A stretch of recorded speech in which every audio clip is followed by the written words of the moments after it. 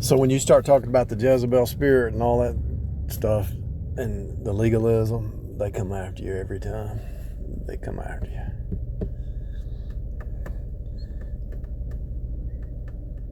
They've been persecuting me for 30 years, non-stop. Who are they?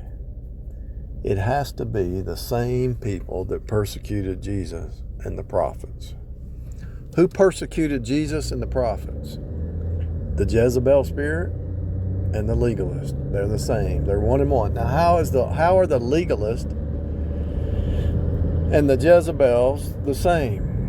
How can a legalistic preacher be no different than a Jezebel? How's that possible? Well, it's really easy. Jezebel's the energy of the flesh. Jezebel is the energy of the flesh, right? Manipulation and witchcraft. Galatians 5:19. How's a legalist related to Jezebel? Well, a legalist is saying, you got to do this, you got to do this, touch not, taste not, don't go here, don't look at this, don't say this, don't. It's a touch not, taste not, handle not religion. Instead of faith alone in Jesus alone and the new creature, they want you to do something. You better not miss a day at church. You better read your devotional every day at 6 o'clock in the morning before you get up. You know, it's a legalistic thing. They have no peace, and they want to bring you into slavery. So Jezebel wants to usurp the authority and use her body to manipulate the authority in Ahab. You know, think about Ahab. Well, I want that orchard or that field or that farm or whatever it was. He's crying like a little girl, you know. I want that field, telling Jezebel, why can't I have that field? Because that field was an inheritance to through the Jewish tradition that field was an inheritance, you know. And so he cried to Jezebel, he won't sell me that field. He could have rented it from him, you know. He was the king. He had enough money. So he goes to Jezebel and cries like a little girl. And she says, what are you talking about? You're the king. Take the field. She didn't understand the traditions back then. Not only did she do that, she had the 450 false prophets, you know. So these false prophets were eunuchs of Jezebel. They were like paid. It's kind of like the media right now. Paid. All your media is like a paid. Like, let's say George Soros. So George Soros would be the Jezebel, right?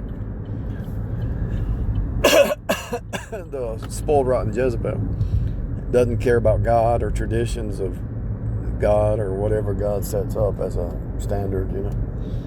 And so George Soros has all these media as his false prophets. The Gentile nation is the Jezebel spirit. And they have all these false prophets.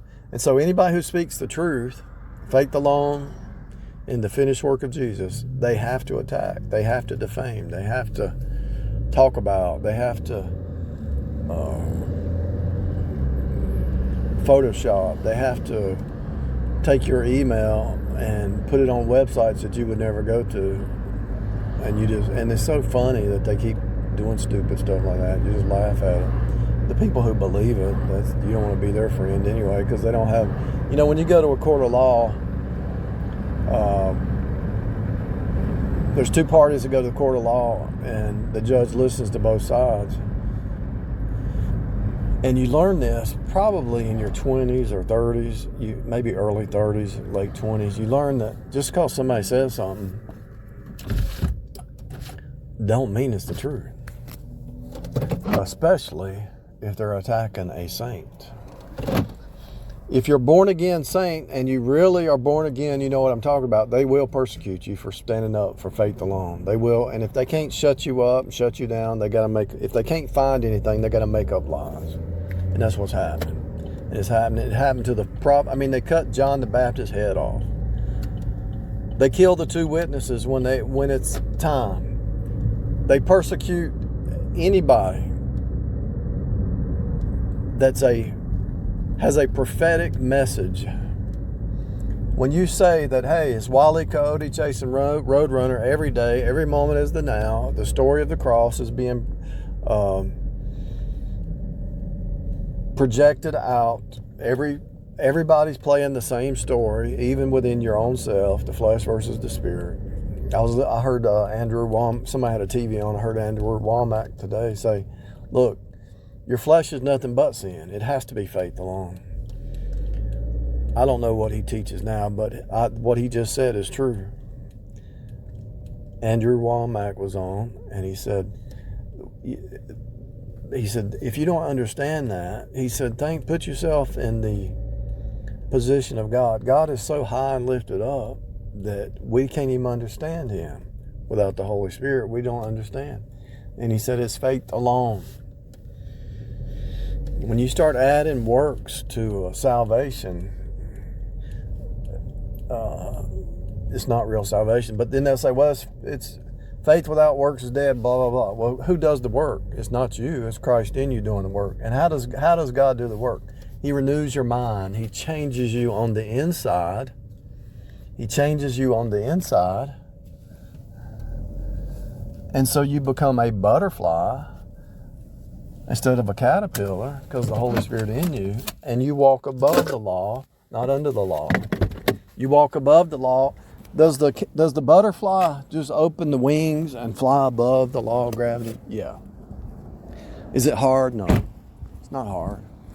But you look at the caterpillar, and he's got 1,000 legs. He's trying to work hard. He has to climb that mountain, climb that tree, and until he has a metamorphosis, he's under law. Guilt, shame, condemnation, touch not, taste not, handle not, do this, go here, don't do this, don't say this, don't watch this TV show, don't listen to this, don't eat this, don't say this. My point is, the legalistic caterpillar cannot understand the butterfly, even though the caterpillars are looking up and seeing a butterfly that has been transformed into a creature that flies above the law of gravity. The caterpillar hive doesn't understand the butterfly, even though the butterfly came from the caterpillar. And you notice a butterfly has wings and stuff, but it's still in the core of its body. It still has parts of the caterpillar. So the born again believers is still walking around in the flesh. The body's still under gravity, but the spirit is above the law of gravity. And so we're above the law. It's a type and shadow. The butterfly transformation, metamorphosis, is a type and shadow of what happens to the born again. And so when you are flying above the law, the legalist, the Jezebel. See, why does Jezebel hate boundaries? Why do the narcissistic Jezebels hate boundaries? The reason they hate boundaries is because it's a law. They want to be above the law in the energy of the flesh, which is impossible. And so the energy of the flesh will never rise above the law of gravity or the law of God. But the spirit is automatically translated above the letter of the law, because the letter killeth, but the spirit gives life. So we're no longer under death, under the flesh, even though we're walking around down here. It's not who we are. And so they can't hear you. And so the caterpillars always have to persecute the butterflies because they're actually jealous that we're free and happy and all that good stuff.